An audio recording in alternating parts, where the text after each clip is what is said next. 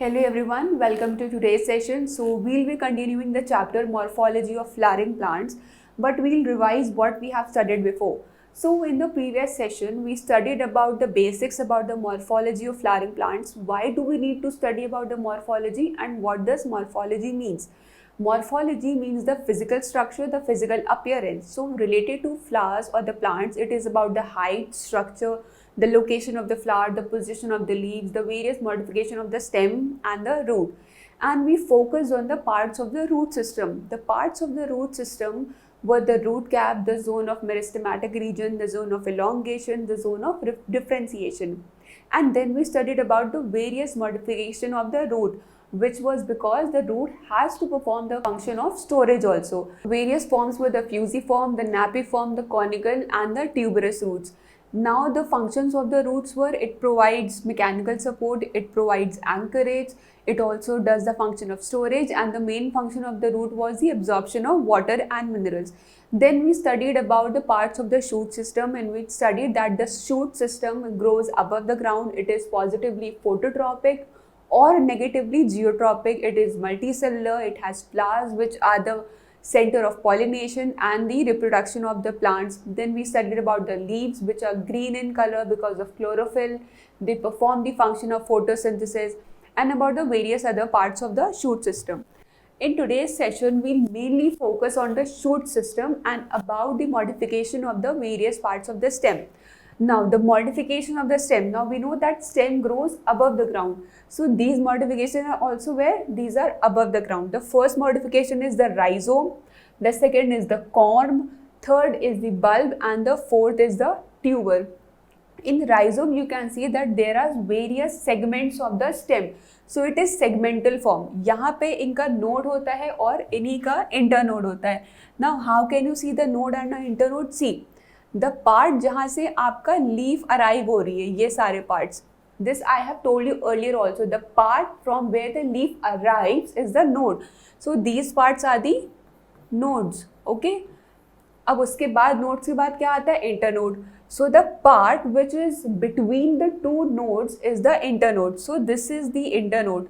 ठीक है, the thickened part is the internode. So this is what rhizome. Example क्या हो सकता है rhizome का? It can be turmeric. Now next comes the corm. Corm में क्या होता है? It has a special feature जिसमें scale leaves होती है. ठीक है, थोड़ा सा scalious होता है. Scale leaves होती हैं all over the structure. It also has nodes. It also has internodes. Okay, then third comes the bulb. As we can appreciate from the diagram, bulb का example, the main and very easy example is the onion. Onion में भी क्या होता है? Scale leaves होती हैं, but apart from that उसके अंदर क्या होती है? Fleshy leaves होती है. This onion has scale leaves. Also, it has fleshy leaves. Now these fleshy leaves, what they do, they perform the function of storage. Okay, so whenever we peel an onion, तो जब बाहर से हम जो layer हटाते हैं, that are the scale leaves, और जो अंदर वाला होता है part, those are the fleshy leaves and they perform the main function of the storage. Next comes the tuber. Tuber का बहुत ही बेसिक सा एग्जाम्पल होता है पोटैटो. ट्यूबर में the stem is modified, the whole stem is modified for the function of what? Food storage. Food किस form में store होता है? स्टार्च. और यहाँ पे क्या होता है? You can see also see कि node and the internode are present. And one more thing you will observe later कि आपके जो ट्यूबर होता है उसमें there is an I present which is you can say the modification of a root, right? Okay, so now comes the subaerial modification of the stem. अब नाम से ही पता चल रहा है सब एरियल, तो मतलब a little above the ground and the part of it below the ground. Okay, so सब एरियल मॉडिफिकेशन में the first one comes the runner. Runner क्या होता है? It runs horizontally on the ground surface. Okay, it runs horizontally, as you can appreciate it here, it runs horizontally on the ground surface, जिसमें partially it's below the ground and partially it's above the ground. Main काम क्या होता है? ये adaptation क्यों आ रहा है? For the additional support to the stem. Runner के बाद नेक्स्ट आता है आपका स्टोलॉन. स्टोलॉन में व्हाट हैपेंस इज कि आपका जो रूट होती है उसमें जो स्टेम वहाँ से जो इरप्ट होती है ग्राउंड में जस्ट एडजेसेंट टू इट, वो आपकी ग्राउंड के ऊपर ग्रो करती है देन इट टर्न्स लेटरल, ठीक है, oblique and then turns laterally, और वहां से वो एक न्यू प्लांट का it gives a visualization. So this is stolon. Okay, stolon में you can appreciate there are certain adventitious roots. Adventitious roots क्या होते हैं? वो roots which arise from the other parts of the plant other than the radicle. Okay, stolon में क्या हुआ? The stem first turns obliquely and then laterally, giving the appearance of another plant. Then comes the sucker. Sucker में क्या होता है, आपका जो main stem होती है it is running horizontally, okay, and then it is running obliquely upwards the ground. Okay, firstly runs horizontally then obliquely upwards. Why? For the additional support to the plant. The last comes is the offset. Offset में क्या होता है, आपकी जो main trunk होती है उसमें से various other parts of the stem they emerge downwards into the ground for the additional support. Okay, so these are the what characteristic differences between the all four sub aerial modification of stem. The first one was the runner. As the name suggest it is running along the level of the ground, horizontally it's running. Next is the stolon. Stolon में क्या हुआ, पहले वो गई obliquely and then laterally gives the appearance of another plant. Then comes the sucker. Sucker में क्या होता है, it is running horizontally then obliquely upwards. The last one was offset. Offset में it is running horizontally but then again it's running below the ground. So these are the characteristic differences between the subaerial modification of the stem. Now next comes the aerial modification. In the aerial modification of the stem, we can see that all these parts of the stem or all these modification of the stem are located above the ground. Where are they located? Above the ground. ठीक है, above the surface. Stem में है, it can be near the base, it can be near the apex, or it can be in between. Okay. The first one is the phylloclades, then comes the cladodes, the thorns and the tendrils. Okay. So we'll start with the easiest part, that is the tendrils. Tendrils को अगर हम diagrammatically देखें तो क्या होता है, जैसे आपकी कोई भी स्टेम होती है उसमें there are certain leaves, okay, but you can see कि आपकी जो मेन स्टेम है it is very thin and slender. अब इसको एडिशनल मैकेनिकल सपोर्ट चाहिए होता है, तो इसी स्टेम का जो थोड़ा सा you can say axillary part होता है ना, it gets modified into tendrils. It gets modified into tendrils like this. ऐसे स्पाइरल टाइप के स्ट्रक्चर्स बना लेते हैं. क्या करते हैं, ये जो है, जो इनके एडजेसेंट प्लांट या जो इनके एडजेसेंट ट्रीज होते हैं उनकी मेन स्टेम में जाके they get coiled up like this, और इससे क्या होता है, the plant gets additional support from the other plants. Okay, so these are what, these are tendrils. Okay, tendrils are modified stem, ठीक है, formed from the adventitious part of the stem. They climb onto the other part of the plant, spirally उस पर round coil कर जाते हैं and they provide additional support to the previous plant. Now comes the thorns. Thorns Hindi में बात करें तो कांटे. कांटे भी क्या होते हैं, there are the modification of stem. Now we all know कि thorn क्या काम करता है, protection. ऑब्वियसली तो प्लांट में भी स्टेम क्यों मॉडिफाई हुई है थॉर्न के फॉर्म में, because it has to provide additional protection to the plant. किन प्लांट्स में होता है, somewhere it is needed for pollination, कहीं पे आपका जहाँ पे फ्रूट डेवलप हो रहा हो तो प्लांट का ये नेचुरल एडेप्टेशन होता है for its protection. Next comes the cladodes. Cladodes में क्या होते हैं, the stem gets modified into a leaf like structure. इस डायग्राम को और सिंप्लीफाइड वे में अगर हम देखें तो द क्लैडोड गेट्स मॉडिफाइड.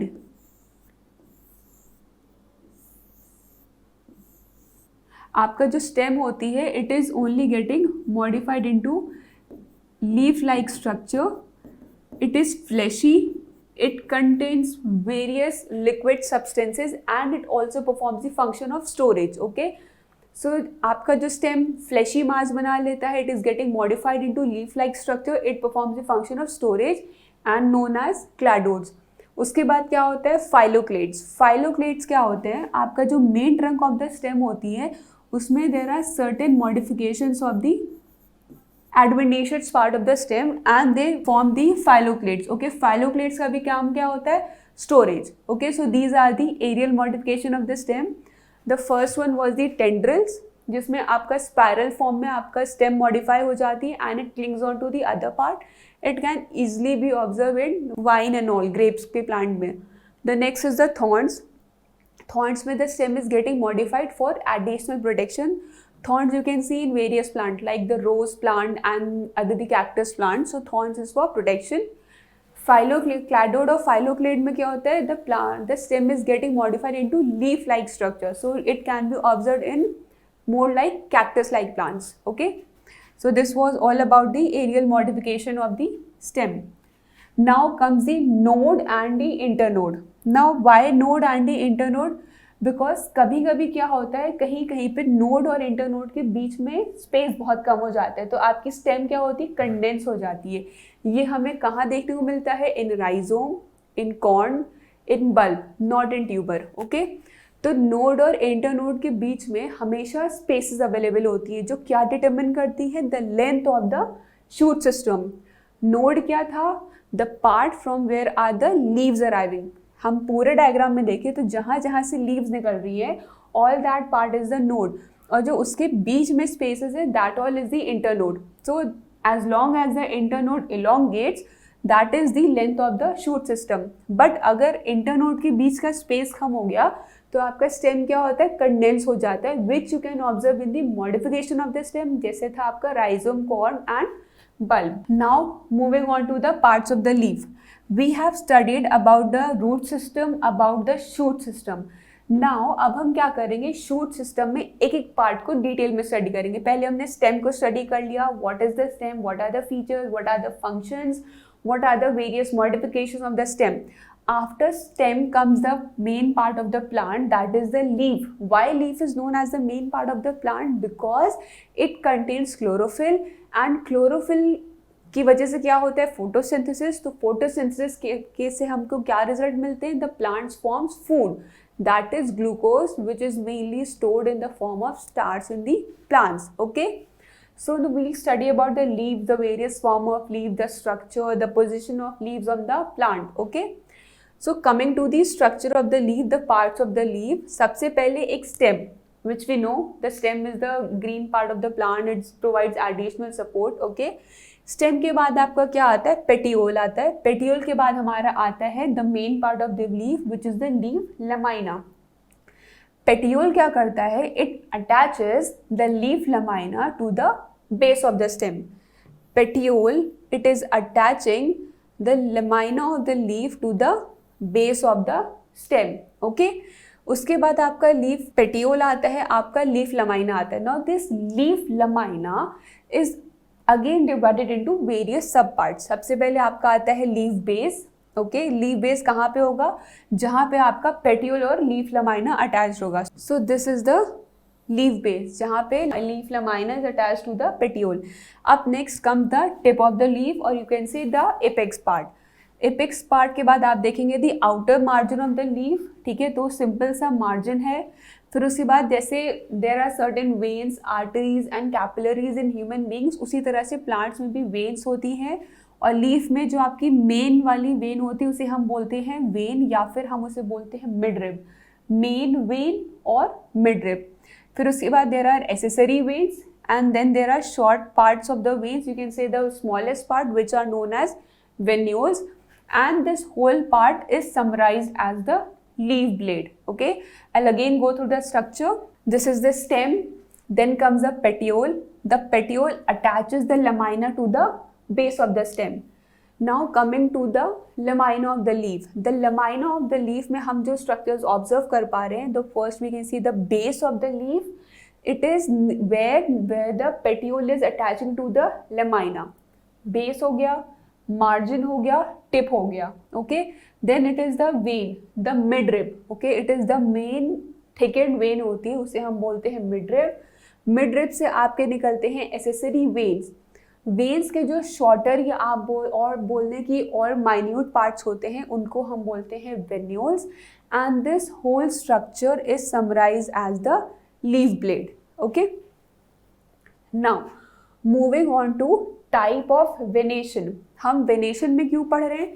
क्योंकि हमने देखा था कि आपका एक मिड रिब होती है, उसमें से एसेसरी वेन्स निकलते हैं. अब हर प्लांट में ये जो एसेसरी वेन का स्ट्रक्चर होता है, this is not similar. Okay,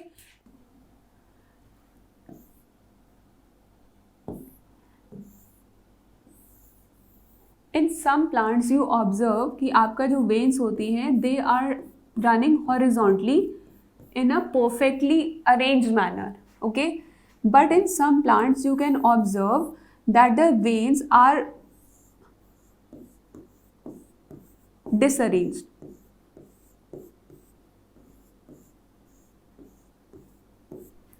So the pattern or the arrangement of the veins in the leaves is also different. That is why we have to study about venation. Okay, so हम देखते हैं कि वो plants या वो leaves जिनमें the veins are arrange parallelly, चाहे वो हॉरिजॉन्टली पैरेलल हो चाहे वो वर्टिकली पैरेलल हो, उनको हम बोलते हैं पैरेलल अरेंजमेंट. ओके, और पैरेलल वेनेशन.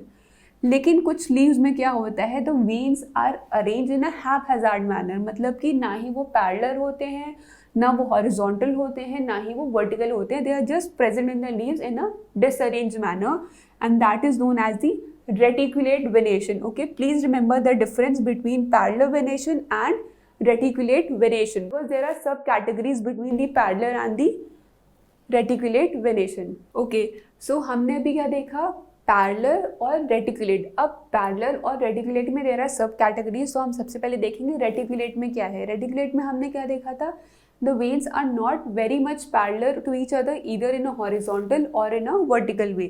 तो हम देखेंगे रेटिकुलेट में पिन्नेट आता है और पामेट आता है. पिन्नेट में क्या होता है, एक मिड वेन होती है या एक मिड रिब होती है, उसमें से आपके एसेसरी वेन्स निकलते हैं. ठीक है, ज़रूरी नहीं है कि ये पैरेलल हो. Okay, next comes the palmate. Why the name palmate, because palm को ये रिजेंबल करता है. As you can see palm. Okay, palm. तो पामेट का में दो तरह का आता है, इट कैन बी डाइवर्जेंट और it can be convergent. Divergent से हमें पता है एक पॉइंट से निकल के अलग अलग जगह पे it has to emerge, that is divergent. Convergent का मतलब होता है बहुत जगह से आके एक जगह पे आके मिल जाना, so that is convergent. Divergent में हम देख रहे हैं कि आपके बहुत सारे मिड रिब जा रहे हैं, उसमें से आपके अलग अलग तरह के एसेसरी वेन्स और वेन्यूल्स निकल रहे हैं. पामेट कन्वर्जेंट में हमने देखा कि सारे के सारे मिड रिब एक जगह से निकल रहे हैं और एक टिप पे जाके कन्वर्ज हो रहे हैं और उसमें से आपका एसेसरी वेन्स और वेन्यूल्स निकल रहे हैं. रेटिकुलेट में पिन्नेट, देन पामेट, पामेट में palmate divergent and palmate convergent. अब next comes the parallel venation. Now parallel venation में भी हम देखेंगे pinnate and palmate, same thing. Pinnate में क्या होता है, एक मिड रिब और उसमें से the veins are running parallelly to each other in horizontal direction. Okay, next comes the palmate. Palmate में again we'll see divergent and convergent. आपका क्या है, यहाँ पे बहुत सारे मिड रिब हैं. एज यू कैन ऑब्जर्व यहाँ पे बहुत सारे मिड रिब हैं. पिन्नेट में एक मिड रिब है, लेकिन पामेट डाइवर्जेंट में there are various mid rib. See, सारे जितने भी लीफ के पार्ट्स हैं उसमें अलग अलग मिड रिब जा रही है. So this is what? This is palmate divergent, but of what? Parallel. They all are parallel to each other. Next is palmate convergent. यहाँ पे आपकी एक मिड रिब है and आपके accessory veins है and they all are what? They are parallel to each other. The arrangement of the veins are in a regular pattern. Next comes the types of the leaves. अभी हमने पढ़ा कि leaf क्या होती है, फिर हमने पढ़ा कि उसमें veins का arrangement क्या है. अब हम पढ़ेंगे कि लीफ का अरेंजमेंट क्या है. ठीक है, लीफ किस तरह से एक स्टेम में अरेंज होती है. सबसे पहला आता है सिंपल लीफ. एक स्टेम है, उसमें एक लीफ का एक लीफ ब्लेड है. ठीक है, और you can say there is one lamina. तो one base of the stem, one petiole and one leaf blade. So this is what simple leaf.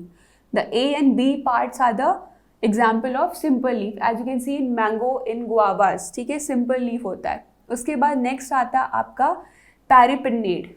पैरीपिन्नेट, pennate word हम यूज़ करें तो ये जानना ज़रूरी है कि एक ही स्टेम होती है, उसमें से ही लीफ निकलेंगी. उसके बाद नेक्स्ट आता है आपका इम्पैरीपिन्नेट. इम्पैरीपिन्नेट में भी एक ही स्टेम होती है, लीफ निकलती है. The only difference between paripinnate and imparipinnate is that एक में ऑड नंबर ऑफ लीव्स होती हैं और एक में इवन नंबर ऑफ लीव्स होती है. ठीक है, the difference between paripinnate and imparipinnate is the odd and even number of leaves.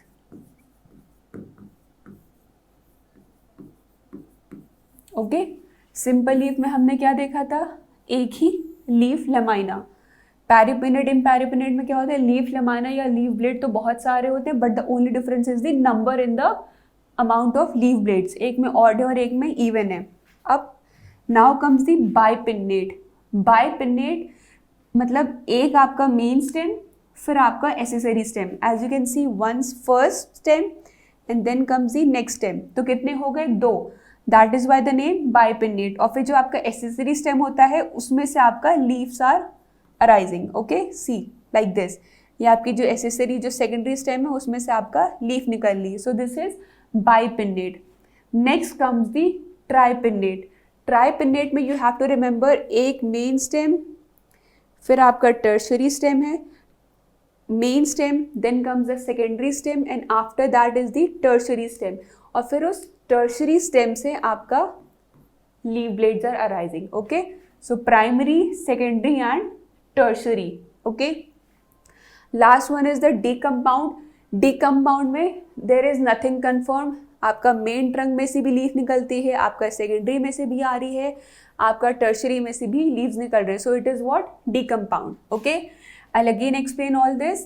Simple leaf मतलब आपका एक ही लीफ ब्लेड. ओके, पेटियोल से, लीव्स का बेस स्टेम है, आपका पेटियोल है, there is one leaf blade.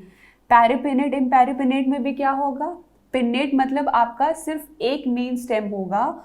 Only the difference is between the number of leaf blades. Okay, pinnate the number of stem, main stem is 1. Now coming to bipinnate. Bipinnate में क्या है, एक main stem है, उसमें से आपका secondary stem है और उस सेकेंडरी स्टेम में आपके लीव्स लगे हुए हैं. So this is what, bipinnate. Okay, bipinnate के बाद coming on to the tripinnate. The primary stem, the secondary stem and the tertiary stem. और इस tertiary stem में आपके leaf लगे होते हैं. So this is what, this is tripinnate. And after tripinnate comes the decompound. हो सकता है आपका main stem में लगे हो सकता है आपका secondary stem में लगे हो सकता है आपका tertiary में हो. So this is what, decompound. So these were the type of leaves. Okay, up next comes the other types of the leaf, जिसमें हम क्या करते हैं, हम ये देखते हैं कि आपका जो पेटियोल है उसमें से कितने अमाउंट ऑफ लीफ ब्लेड निकल रहे हैं. अभी तक हमने क्या पढ़ा था, लीफ का अरेंजमेंट. पहले हमने पढ़ा वेनेशन, फिर पढ़ा अरेंजमेंट. अब टाइप्स ऑफ लीव्स. एक ही पेटियोल से एक लीफ ब्लेड का आना, यूनिफोलिएट. ठीक है, एक फोलिएटिंग स्ट्रक्चर है तो यूनिफोलिएट.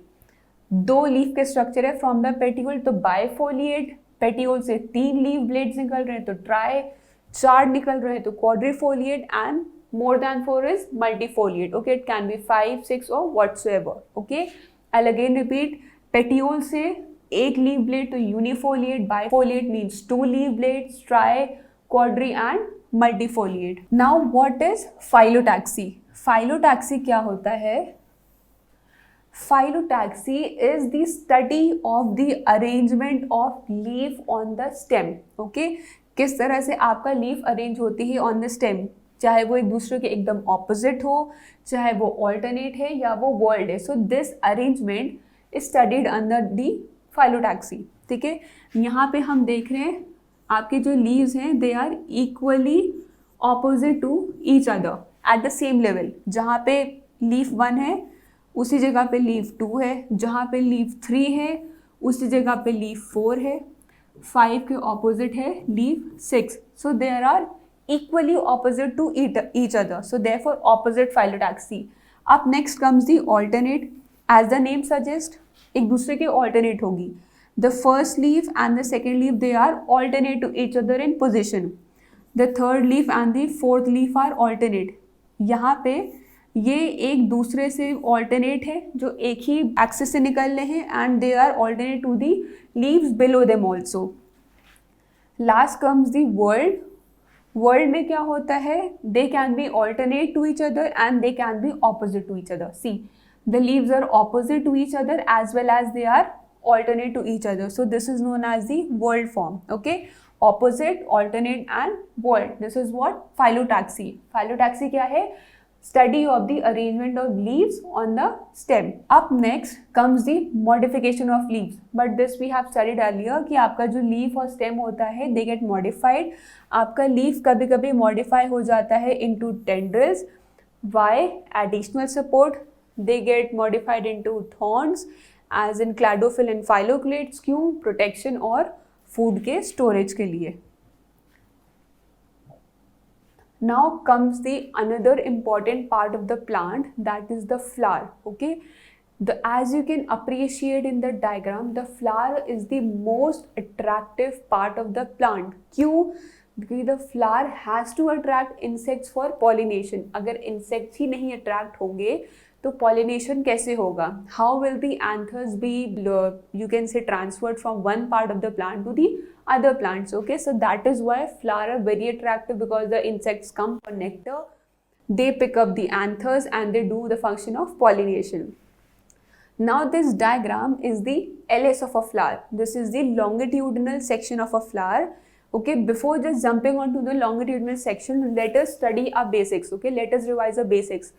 Flower में क्या होता है? There are 4 whorls, as we have studied earlier, or you can say in previous classes you must have studied that the flower contains 4 whorls. Now what are these 4 whorls? The first one is the calyx, the second is the corolla, the third one is the androecium, and the fourth one is the gynoecium. If you all remember, these are the 4 whorls of the plant, and in layman terms, if हमें explain करना हो, the calyx is the green part, okay, also known as the sepals. Corolla is the colored part, also known as the petals. उसके बाद आपका आता है androecium, which is the male part of the plant, and the next is the gynoecium, which is the female part of the plant. Okay, I'll again repeat, the flower consists of 4 whorls: calyx, corolla, androecium and gynoecium. Calyx is the outer green part of the plant, which is known as the sepal. The corolla is the colored part of the plant, which are the petals. Okay, now moving on to the androecium. Okay, now androecium is the male part of the plant. It consists of stamen. Stamen contains anther, और anther में क्या होता है? Pollen grains.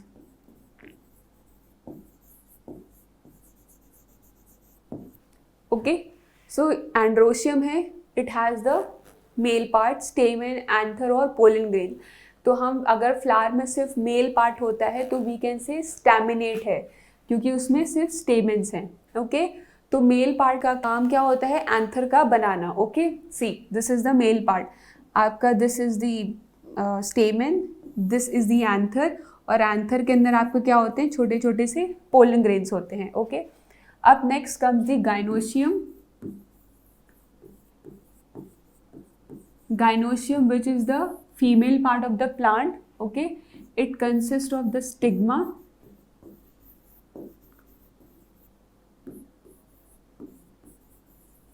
style and ovary.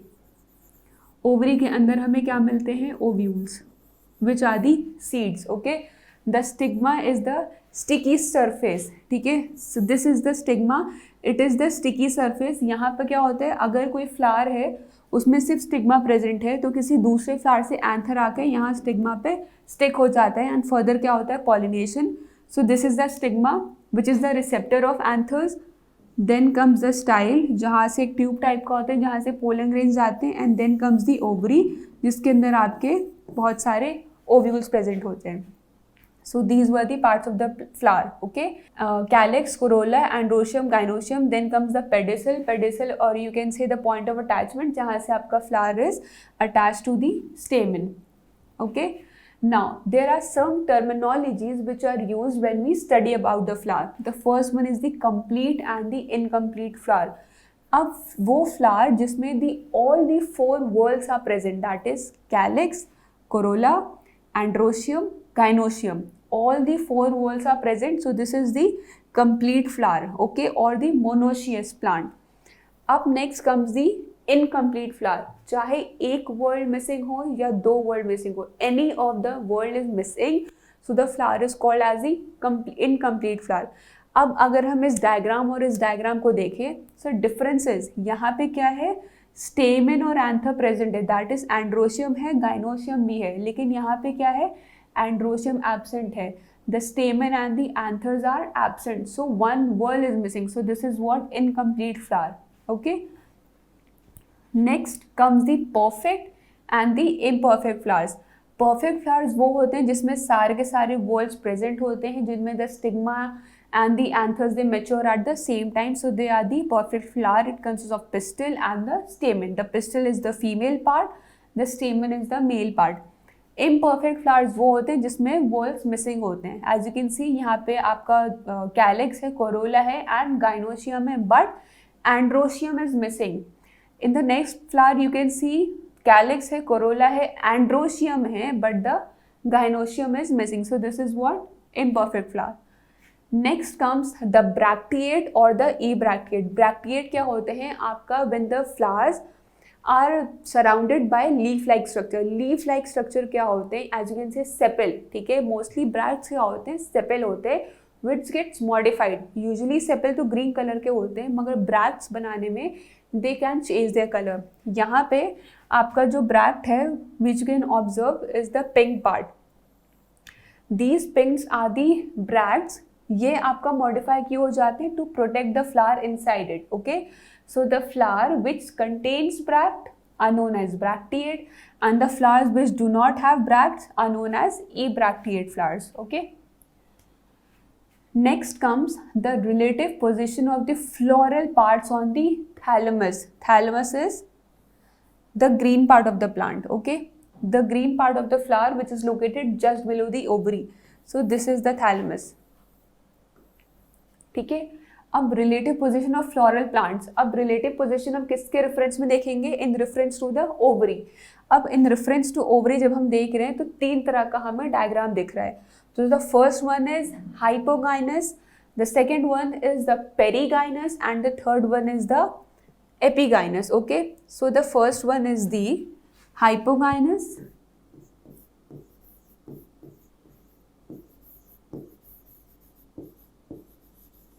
The first one is the hypogynous. Why hypogynous, क्योंकि आपके जितने भी floral structure हैं they are located below the ovary. ठीक है, गाइनस मतलब फीमेल पार्ट, हाइपो मतलब नीचे, तो फीमेल पार्ट के नीचे लगे. See the androecium below, the corolla is located below, the calyx is located below. See all this structures are located below the ovary. So this is what hypogynous.